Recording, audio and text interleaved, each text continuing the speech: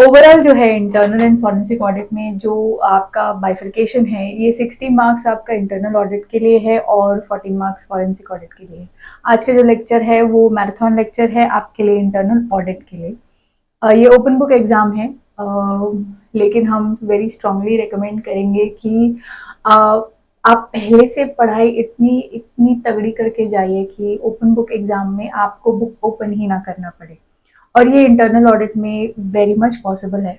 Internal audit is a very very very very friendly subject. मतलब इसमें कुछ भी डरावना नहीं है। बहुत स्टेबल सब्जेक्ट है। मतलब इंटरनल ऑडिट जो है ये काफ़ी टाइम से अपनी लाइफ में है।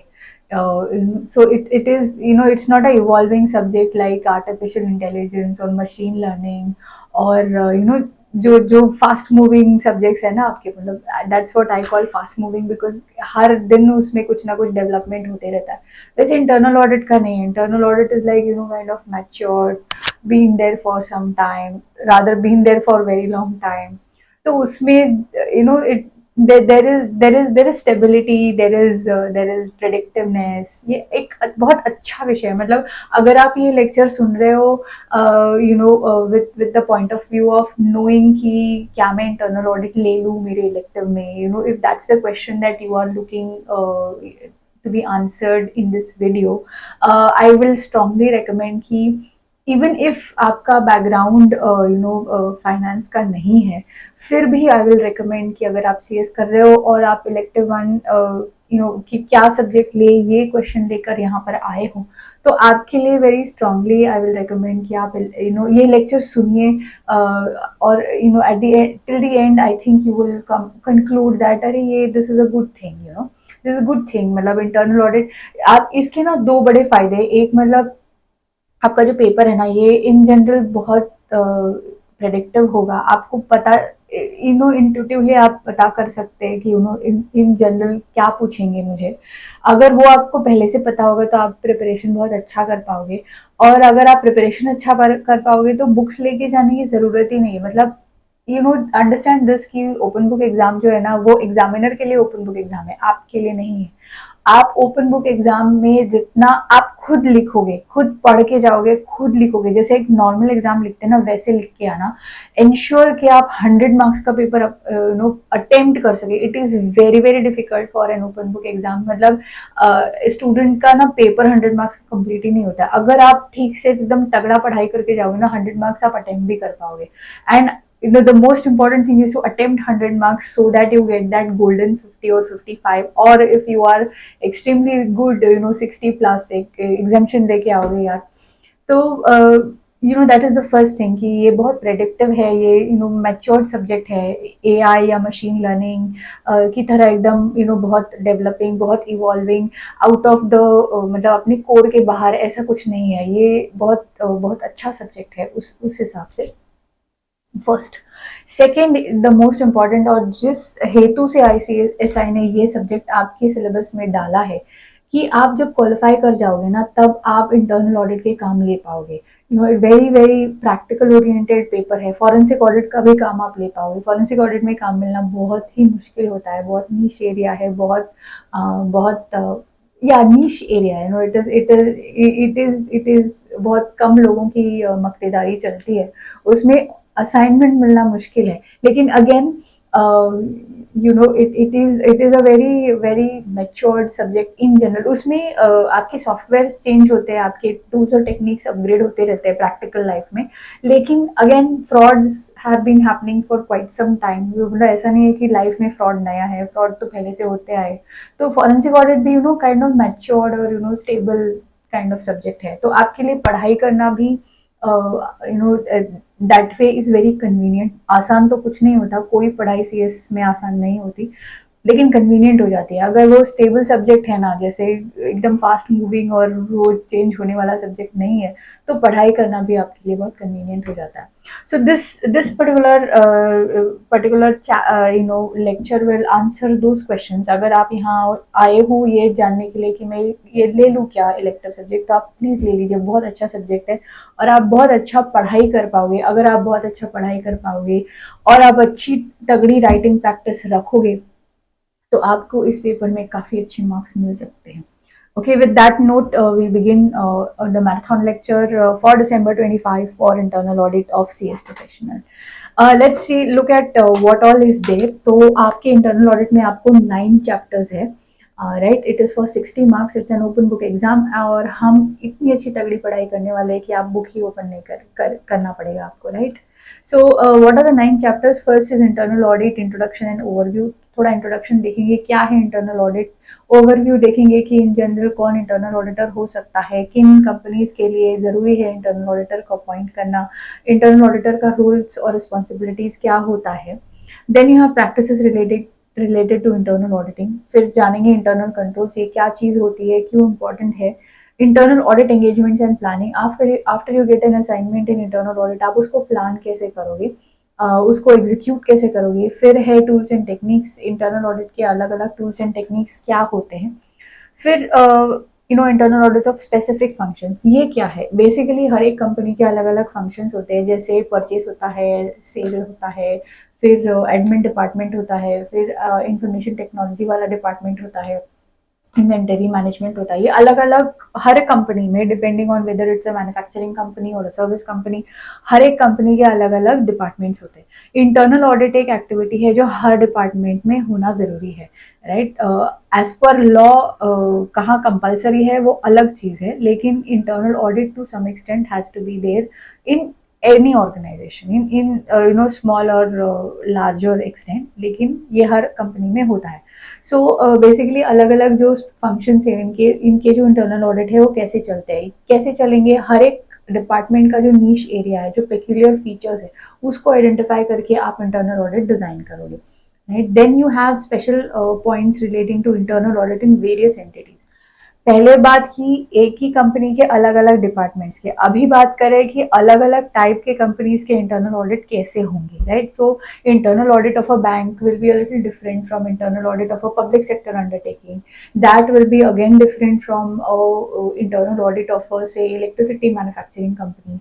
That will again be different from an internal audit of say a cooperative society, है ना. तो अलग अलग इन्होंने सिलेबस में कुछ पेक्यूलियर फॉर्म्स ऑफ ऑर्गेनाइजेशंस दिए हैं, इंडस्ट्रीज लिए हैं, और उनमें हर एक में इंटरनल ऑडिट कैसे किया जाता है, क्या नीश एरियाज है जो इंटरनल ऑडिटर को दिमाग में रखने चाहिए while planning and executing an audit. ये चैप्टर में दिया गया है. उसके बाद है रिपोर्टिंग अंडर इंटरनल ऑडिट. आप काम तो कर लोगे, प्लान कर लोगे, एग्जीक्यूट भी कर लोगे, लेकिन सबसे ज़्यादा इंपॉर्टेंट चीज़ होती है आपके असाइनमेंट में, वो है आपका रिपोर्ट, राइट. सो ये रिपोर्ट में कुछ कंपनीज के लिए फॉर्मेट है टिपिकल. स्टैंडर्डाइज फॉर्मेट्स के महत्व के बारे में भी जानेंगे कि फॉर्मेट्स क्यों होते हैं और क्यों स्टैंडर्डाइज्ड होना ज़रूरी है. ज़रूरी है क्योंकि अगर आप फॉर्मेट नहीं दोगे, अगर आप कोई स्टैंडर्ड नहीं रखोगे, तो हर एक जने अपने अपने हिसाब से काम करेगा, और फिर जो रेगुलेटर के दिमाग में है, जो रेगुलेटर का हेतु है वो पर्टिकुलर एक्टिविटी कराने के पीछे, वो हेतु साध्य नहीं होगा, right. If the regulator wants 10 things to be reported and the regulator does not give you any format, it might so happen that you might not report those 10 things, or you might report just a fraction of whatever is wanted by the regulator. But if the regulator tells you कि भैया ये audit करो, ये format में report दे दो, सो आपके लिए भी क्लियर हो जाता है, स्कोप ऑफ वर्क के लिए भी क्लियर हो जाता है कि आपको ये इसमें क्या एग्जैक्टली करना है, right. What is expected out of you as an internal auditor. So reporting के बारे में जानेंगे, रिपोर्टिंग अंडर इंटरनल ऑडिट. उसके बाद the most beautiful part of the syllabus is emerging issues and challenges. ये ICSI की बहुत एक खासियत है कि सिर्फ आपको सिलेबस देके छोड़ नहीं देते, आपको सिलेबस देंगे और आपको ये भी बताएंगे कि आज की तारीख में इस सिलेबस में बाहर की दुनिया में, मतलब एक्चुअल दुनिया में सबसे ज़्यादा और बड़े चैलेंजेस क्या है. ये आपको एज अ प्रोफेशनल जानना बहुत ज़रूरी है, क्योंकि आपको फिर पता चलेगा कि अरे मैं जब मार्केट में उतरूंगा या उतरूंगी तब मेरे सामने क्या क्या आने वाला है, right. So the last chapter is emerging issues and challenges. Will tell you actual issues and challenges in internal audit in the real world. So this was your syllabus, 9 chapters. Now we begin with chapter number 1. Chapter number 1 है internal audit introduction and overview.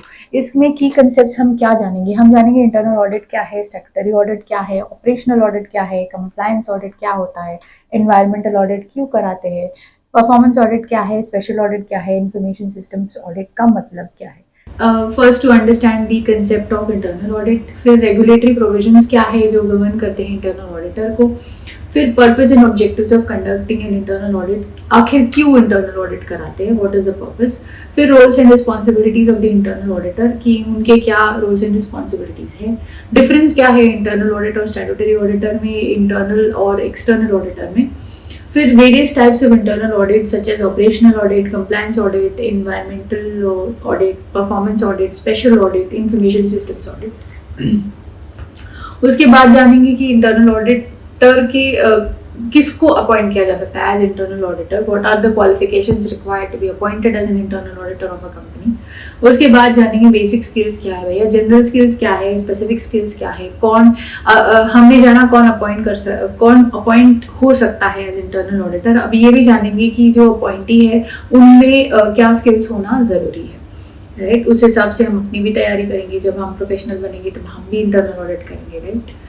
Lesson outline क्या है, पहले introduction दिया जाता है, फिर applicability of provisions है, section 138 है कंपनीज एक्ट का, वो किन किन को अप्लाई होता है देखेंगे, फिर पर्पस जानेंगे इंटरनल ऑडिट का, पर्पस क्या है, ऑब्जेक्टिव्स क्या है, अथॉरिटी एंड रिस्पॉन्सिबिलिटीज क्या है, इंटरनल ऑडिटर के तौर पर जब अपॉइंट होते हो तब आपकी अथॉरिटी क्या है और आपकी रिस्पॉन्सिबिलिटीज क्या है, internal auditor versus statutory auditor, ये कौन दो बंदे अलग होते हैं, सेम होते हैं, क्यों अलग होते हैं, कैसे अलग होते हैं, ये जानेंगे। उसके बाद टाइप्स ऑफ इंटरनल ऑडिट, अलग अलग टाइप्स है इंटरनल ऑडिट के। बेसिकली ये समझ जाओ कि इंटरनल ऑडिट जो है ना ये टेक्निक है, ओके। इसको कहाँ कैसे अप्लाई करना है ये निर्भर करता है कि क्या हेतु है, what is the scope of work, उस हिसाब से आप इंटरनल ऑडिट टेक्निक्स अप्लाई करोगे। सो टाइप्स ऑफ इंटरनल ऑडिट, अलग अलग टाइप्स है, इनके बारे में बात करेंगे। फिर उसके बाद qualification appointment of internal auditor, क्या क्या क्वालिफिकेशन होना चाहिए, अपॉइंटमेंट कैसे होता है। उसके बाद स्ट्रैटेजिक एंड ऑपरेशनल रोल, भैया सिर्फ रिपोर्ट देके खत्म नहीं होती बात, हम स्ट्रैटेजी में और ऑपरेशनल एक्सेलेंस में भी काम करते हैं। So the role of internal auditor is very important because they contribute to operational excellence and strategic development of an organisation. ये कैसे होता है ये भी जानेंगे। So this is the lesson outline. Now we begin with a quick revision of chapter number 1. Audit क्या है? Audit बोले तो checking, right? Simple सरल सुपी भाषा में audit का मतलब है checking. So audit is the systematic scrutiny of books of accounts of an organization in order to calculate, ascertain or check their accuracy and efficiency. Books को check करेंगे ये जानने के लिए कि जो भी आपने financial statements बनाया वो बराबर है या नहीं। In the same line, internal audit is to check and assess the risk management and ensure that risk management processes are efficient, effective, secure and compliant. आपकी जो रिस्क मैनेजमेंट असेसमेंट है वो प्रोसीजर्स सही चल रहे हैं या नहीं, ये जानने के लिए जो ऑडिट किया जाता है उसको इंटरनल ऑडिट बोलते हैं। अभी एक डेफिनेशन पढ़ेंगे। Institute of Chartered Accountants of India define internal audit as an independent management function, independent management function which involves a continuous critical appraisal of the functioning of an entity with a view to suggest improvements thereto and add value to strengthen the overall governance mechanism of the entity, including the entity's strategic risk management and internal control system.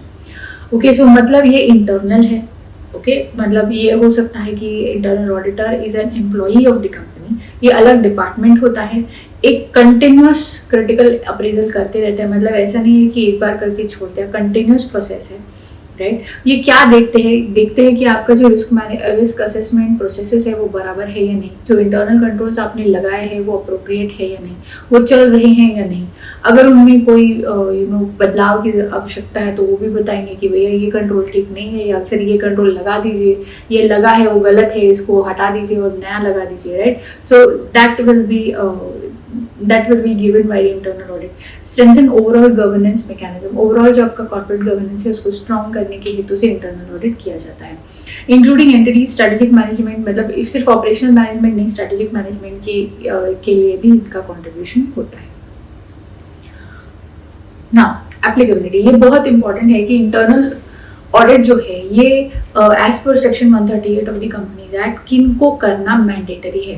Mandatory के अलावा आप optional भी कर सकते हैं, मतलब even if internal audit doesn't apply to your company, you always can have an internal audit department in your company on your own initiative, right. So ये section 138 क्या है? Section 138 of the companies act, following classes of companies shall be required to appoint an internal auditor, which may be either an individual or a partnership firm or a body corporate. Internal auditor जो है ये एक person हो सकता है, partnership firm हो सकती है, या फिर एक बॉडी कॉर्पोरेट भी हो सकता है।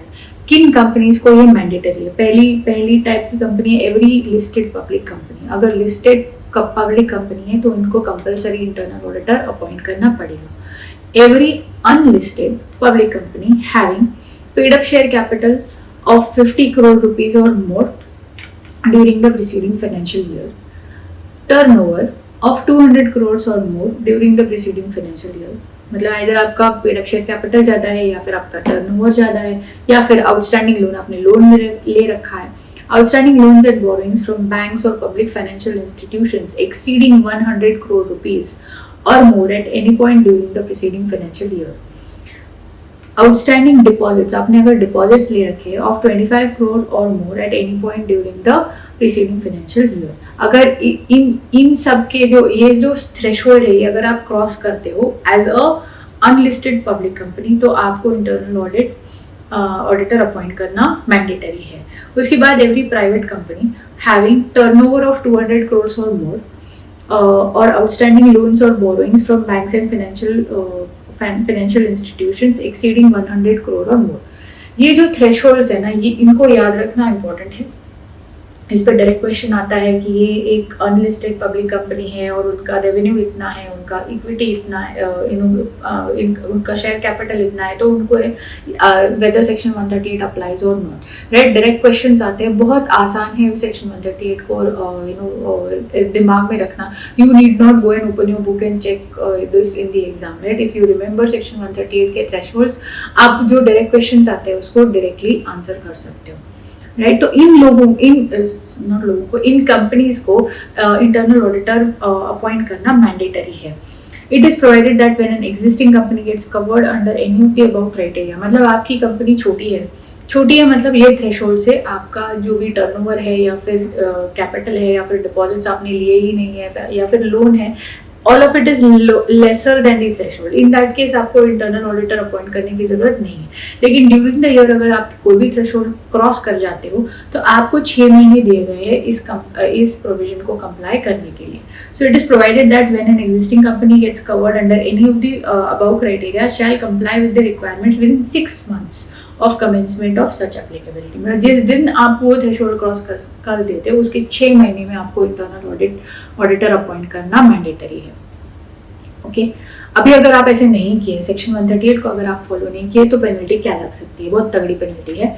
इफ अ कंपनी और any other officer of the company contravenes the provisions of this section, then the company और any officer of the company who is in default is liable for punishment with a penalty of up to 10,000 in case of continuation of default। आप default करते गए, continuation of default in complying above section, fine 1,000 per day will be imposed subject to a maximum of 2 lakh rupees in case of a company and 50,000 in case of an officer who is in default or any other person। ये रही आपकी penalty. उसके बाद जानेंगे कि purpose क्या है, what is the purpose of internal audit.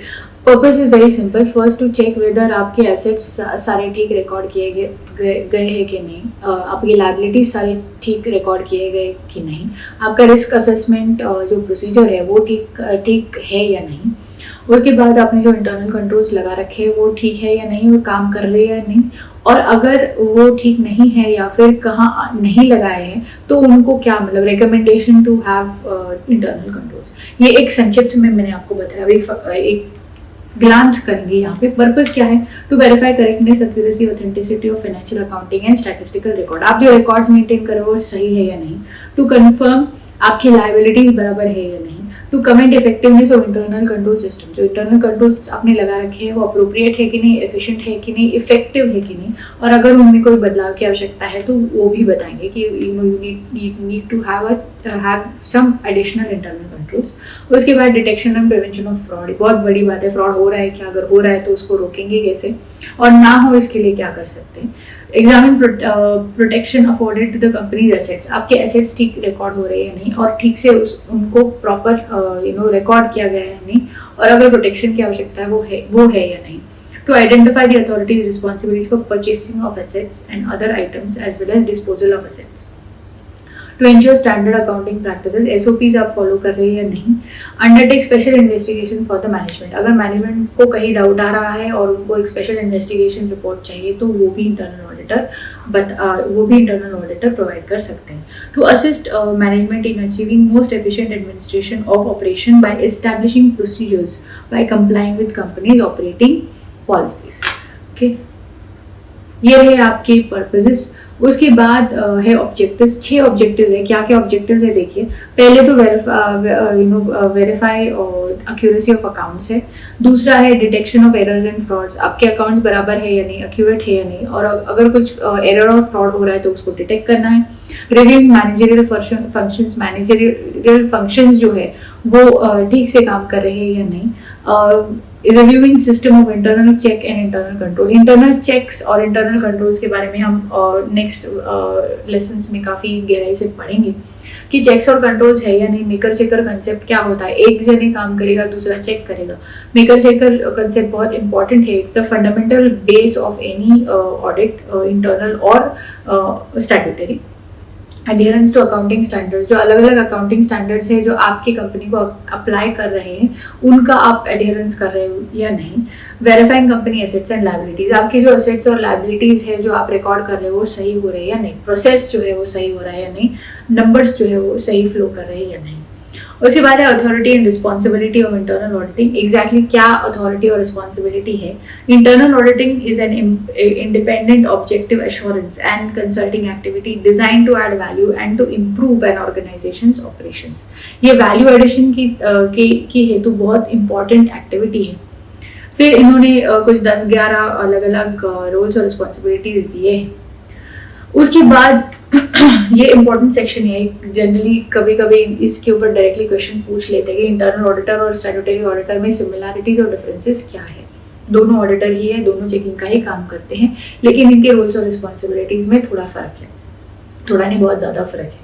जानेंगे एक एक। पहला है मीनिंग, इंटरनल ऑडिट जो है वो इंटरनल होता है कंपनी का, शायद कंपनी का एम्प्लॉय भी हो सकता है, और वो विद इन एन ऑर्गेनाइजेशन में सेपरेट इंटरनल ऑडिट डिपार्टमेंट, मतलब वो एम्प्लॉय भी हो सकता है। इन जनरल इंटरनल ऑडिट एक सेपरेट डिपार्टमेंट होता है within the organization, it is internal, insider है फॉर द कंपनी।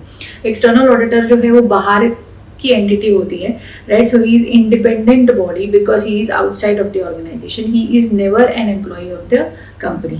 एग्जामिन क्या करते हैं, तो बेसिकली इंटरनल ऑडिट जो है वो ऑपरेशनल एफिशिएंसी एग्जामिन करते हैं, और एक्सटर्नल ऑडिटर जो है वो accuracy and validity of financial statements को एग्जामिन करते हैं। अपॉइंटमेंट को कौन अपॉइंट करता है, इंटरनल ऑडिटर को मैनेजमेंट अपॉइंट करता है, और स्टैट्यूटरी ऑडिटर को शेयर होल्डर्स या फिर मेंबर्स अपॉइंट करते हैं। जैसे अपॉइंटिंग अथॉरिटी अलग अलग है, वैसे ही रिपोर्ट सबमिशन भी अलग होगा। इंटरनल ऑडिटर का जो रिपोर्ट है वो मैनेजमेंट को जाएगा। So in general the person who appoints you is the recipient of your report. So internal auditor का जो रिपोर्ट है ये मैनेजमेंट को जाता है, और जो एक्सटर्नल स्टैट्यूटरी ऑडिटर का रिपोर्ट है ये जनरली शेयर होल्डर्स या फिर ओनर्स को जाता है। पीरियड क्या है, in general internal audit continuous process है, कंटिन्यूसली चलते रहता है। स्टैट्यूटरी ऑडिट जनरली साल में एक बार किया जाता है। ओपिनियन क्या है, opinion is provided on the effectiveness of operating activities of the organisation. Internal auditor जो है वो आपकी ऑपरेटिंग इफेक्टिवनेस पे रिमार्क्स देते हैं, और स्टैट्यूटरी ऑडिटर जो है ये ट्रूथफुलनेस पे इन जनरल, मतलब आपके जो स्टेटमेंट्स है वो ट्रू एंड फेयर है या नहीं, ये रिमार्क्स देते हैं। Status of the auditor, internal auditor could be an employee of the company, is generally an internal to the company, and he has less independent because he is employee of the company, internal to the company, इसके लिए उनका independence जो है वो compromised होता है, in the sense lesser होता है as compared to the statutory auditor. Statutory auditor जो है वो बाहर के है, independent है, कंपनी के insider नहीं है, तो in general उनका जो independence है वो ज़्यादा लेवल पे होता है as compared to the internal auditor. ये रही बात इंटरनल और स्टैट्यूटरी ऑडिटर के बारे में. अभी जानेंगे क्या है अलग अलग types of internal audit. Internal audit 6 type के हमने बताए हैं. ऑपरेशनल ऑडिट है, कंप्लायंस ऑडिट है, एनवायरमेंटल ऑडिट है, परफॉर्मेंस ऑडिट है, स्पेशल ऑडिट है और इंफॉर्मेशन सिस्टम्स ऑडिट है. ऑपरेशनल ऑडिट का मतलब क्या है? Operational audit is audit of the management. इसको मैनेजमेंट ऑडिट भी बोलते हैं. इसमें हम क्या करते हैं? Systematic process of evaluating an organization's effectiveness, efficiency and economy of operations under management's control and reporting to appropriate persons the results of the evaluation along with recommendation for improvement. ये in general आपकी जो company का operations है, जो management काम कर रहा है, वो operations को ऑडिट करना ऑपरेशनल मैनेजमेंट में ऑपरेशन ऑडिट में आता है. उसके बाद वाला और टाइप ऑफ ऑडिट है कंप्लायंस ऑडिट. कंप्लायंस ऑडिट मतलब क्या? जो आपके कंप्लायंसेस है, जो आपकी कंपनी को कंप्लायंसेस करना ज़रूरी है as per rules and regulations, ये कंप्लायंसेस हो रहे हैं या नहीं, ये चेक करने की एक्टिविटी को कंप्लायंस ऑडिट बोलते हैं. Compliance audit deals with the degree to which the audited entity follows rules, laws and regulations, policies, established codes or agreed upon terms and conditions. Compliance auditing may cover a wide range of subject matters. Compliance audit में बहुत सारा चीज़ एक साथ आ सकता है. Environmental audit मतलब क्या? Environmental audit है कि आप अगर कोई environmental compliance है जो आप कर रहे हो वो सही से हो रहा है या नहीं, ये चेक करने की एक्टिविटी को environmental audit बोलते हैं. Defined as performance, compliance or financial audit addressing the approach taken by responsible bodies to a specific environmental problem or environmental policies or programs as well as their performance in managing environmental issues. So 4 step process दिया गया है. हमने ये हमारे lectures में भी काफ़ी time बात की है कि इन जनरल यहाँ के जो डायग्राम्स है वो आप एग्जाम में ड्रॉ नहीं करेंगे, आप एग्जाम में लिख कर आएंगे stepwise, right. So 4 steps क्या है? First is understanding the problem, second is understanding the response of the government to the problem, third is selection of audit topic and determining the audit priorities. जब government एक आध environmental problem पे काम करके एक आध ये कंपलसरी बना देते हैं तो वो आप कंप्लाई कर रहे हो या नहीं, ये जो चेक करने की एक्टिविटी है उसको एनवायरमेंटल ऑडिट बोलते हैं. Selection of the audit topic and determining the audit priorities and establishing the audit objective. उसके बाद है designing the audit. Performance audit क्या है? Performance audit refers to an independent examination of a program, function, operation or management system and procedures of an entity to assess whether the entity is achieving economy, efficiency and effectiveness in the employment of available resources. Performance का audit is performance audit in short. उसके बाद है special audit. जब management को लगता है कि एक आध एक्टिविटी जो है ये कंपनी के लिए बहुत ज़रूरी है और ये जो उसका परफॉर्मेंस है उसको ऑडिट करना is important to know that everything is fine, that is generally a special assignment undertaken under special audit. Special assignment audits are aimed at specific areas and aspects of the company operations which do not require comprehensive inspection of the entire system of accounting. पूरा accounting आप review नहीं करते हो, आप सिर्फ वो specific area जो आपको मिला गया है स्कोप ऑफ वर्क में उसी को आप रिव्यू करते हो.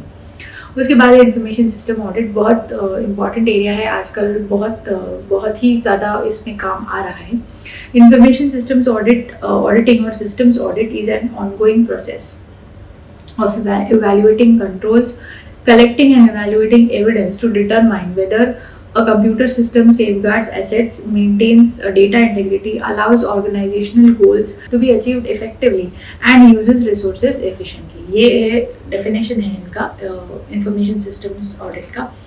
An organization is a comprehensive examination of a given targeted system. एक टारगेट आपको एक सिस्टम दिया जाता है, इंफॉर्मेशन सिस्टम दिया जाता है और उसका ही आप ऑडिट करते हो. तो इसका एकदम नीश एरिया है, एकदम फोकस्ड आपका स्कोप ऑफ वर्क होगा इस केस में।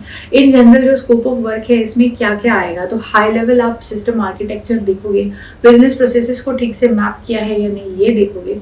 उसके बाद एंड यूजर आइडेंटिटी मैनेजमेंट ठीक से हो रहा है या नहीं, मतलब जो एक्सेस मैनेजमेंट है इन जनरल ऐसा नहीं है कि सबको सबका एक्सेस है, जिनका रोल जिस तरीके से है उसी लेवल का एक्सेस हर एक जने को है, इसको बोलते हैं एंड यूजर आइडेंटिटी मैनेजमेंट। उसके बाद है operating system configuration, application of security controls, बराबर से सिक्योरिटी कंट्रोल्स लगे हुए हैं या नहीं, database access control, database again database का एक्सेस जो है वो सभी को हर लेवल का नहीं होता, इन जनरल जिसको जिस हद तक डेटाबेस का एक्सेस होना चाहिए उसी हद तक होता है। System administrator generally has overall access. उसके बाद है एंटी वायरस और एंटी मैलवेयर कंट्रोल्स। उसके बाद नेटवर्क कंट्रोल्स है, logging and auditing systems and processes, IT privileged access control, इसके बाद IT process in support of the system, and फिर आता है आपका backup and restore procedures. Okay, now next important topic is qualification and appointment of internal auditor.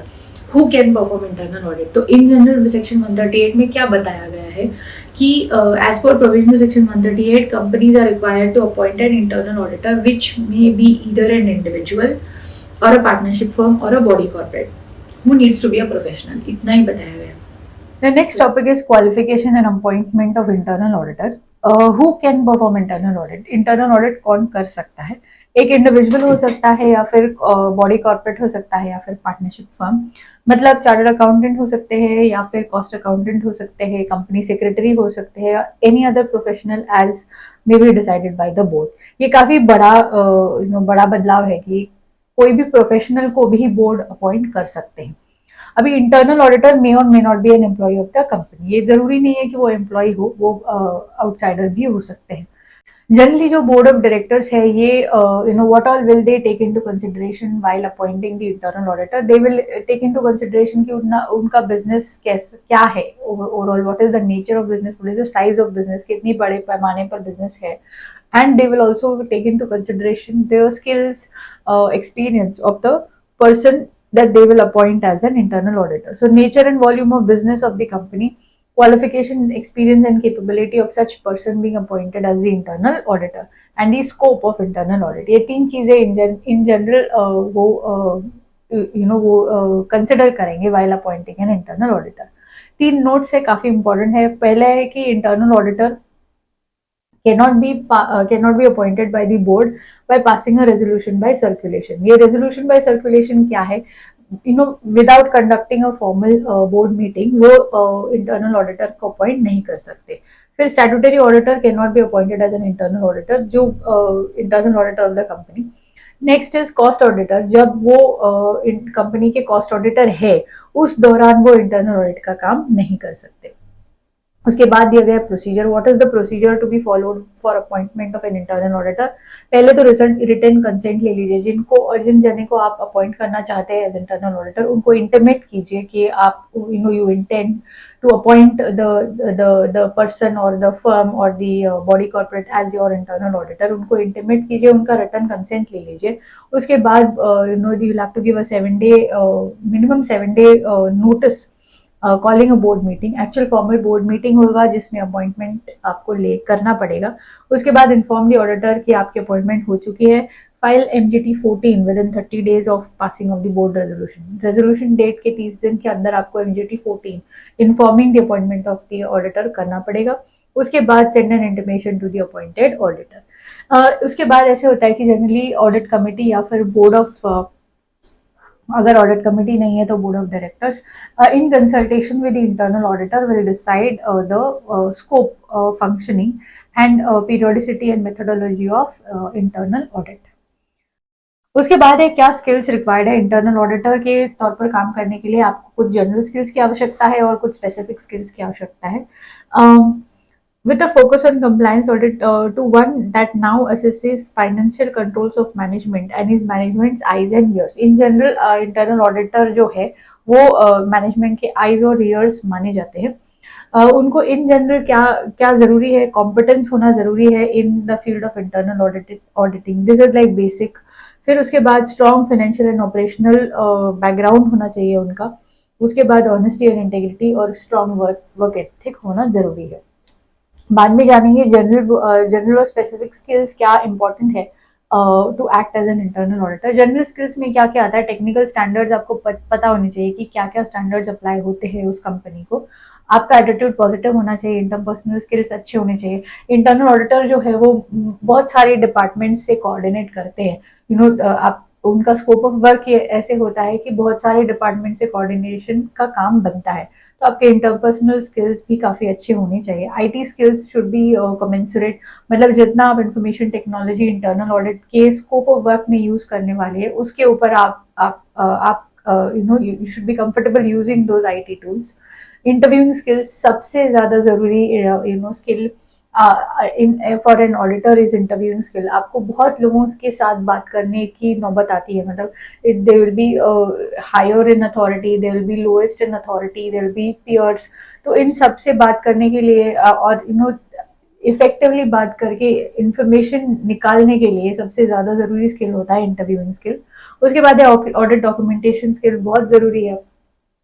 अब जो भी procedures whatever procedures you undertake, it is very important for you to document your execution so that you can prove that you have conducted your audit in a fair manner. उसके बाद reporting skills है। आप पूरा काम करने के बाद जो सबसे इम्पोर्टेंट डॉक्यूमेंट आपकी तरफ से जाता है वो है आपका रिपोर्ट। तो रिपोर्टिंग स्किल्स भी ज़रूरी है, क्या क्या रिपोर्ट में आता है। जहाँ पर there are specific formats for the particular report, ज़रूरी है कि आप उसी फॉर्मेट में काम करें। अभी ये तो थे सारी general skills. What are the specific skills? Planning audit engagements. हर एक इंटरनल ऑडिट थोड़ा बहुत सेम होता है, थोड़ा बहुत अलग होता है। सो आपको बहुत ज़रूरी है कि प्लानिंग आपकी बहुत सही हो। स्कोप ऑफ वर्क को ठीक तरीके से समझिए। जो नीश एरियाज है आपके ऑडिटी कंपनी के या फिर ऑडिटी डिपार्टमेंट के, उनको ठीक तरह से समझिए ताकि आप ठीक से प्लान बना सको।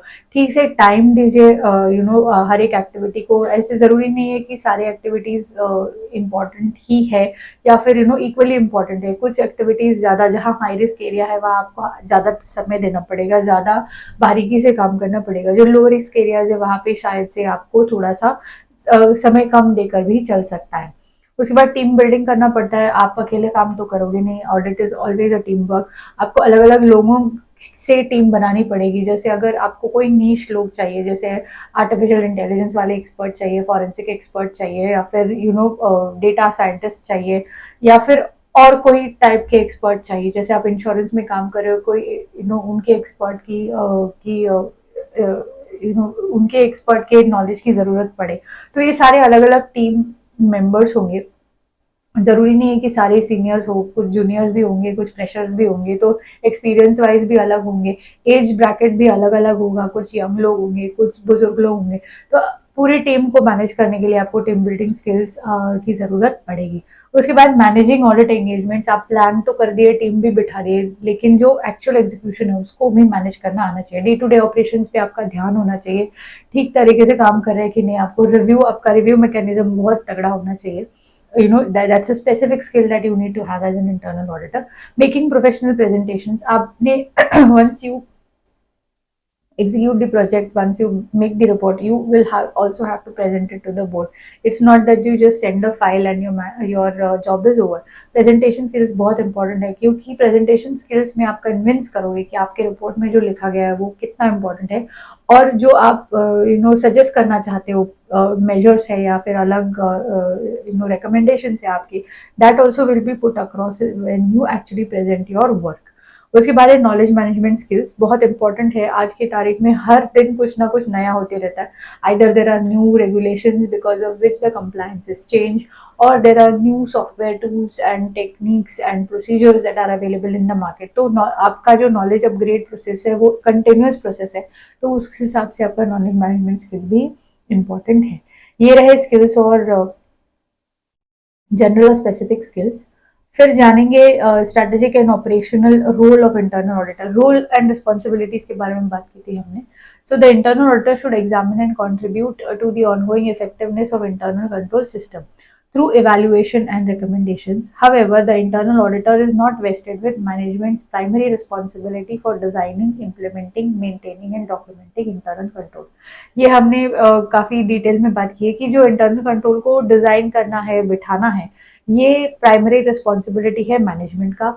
उस ऑलरेडी जो इंटरनल कंट्रोल्स इन प्लेस है उनको चेक करना, उनका इफेक्टिवनेस चेक करना और अगर कोई रिकमेंडेशन हो तो वो देना, ये सिर्फ इंटरनल ऑडिटर का काम है। एक्चुअल प्राइमरी रिस्पॉन्सिबिलिटी जो है वो मैनेजमेंट की है। The role of internal auditor encompasses evaluation of the effectiveness and efficiency of the controls. जो एक्चुअली लगे हुए हैं उनके efficiency और effectiveness को जांचना internal auditor का काम है। Recommend new controls where required using control frameworks. अलग अलग जैसे कोसो है, framework है अलग अलग, उन वो frameworks को के अंतर्गत अपना काम करना, ये भी internal auditor का responsibility है। Developing control self assessment. उसके बाद है role of internal audit in risk management. Risk management में इंटरनल ऑडिटर का क्या काम बनता है? Internal auditing professional standards require the function to monitor and evaluate the effectiveness of organisation's risk management process. जो ऑर्गेनाइजेशन में जो रिस्क मैनेजमेंट प्रोसेस लगी हुई है, मतलब जो पहले तो रिस्क असेस करेंगे, continuous process of risk assessment. After you assess the risk and identify it, then only you will have procedures to manage it. So risk management relates to how an organization sets objectives and identifies, analyzes and responds to those that could potentially impact its ability to realize its objectives. Under COSO ERM framework, risks fall under strategic, operational, financial reporting and legal and regulatory categories. ये 4 categories है risk के. Okay, with that we conclude the first chapter.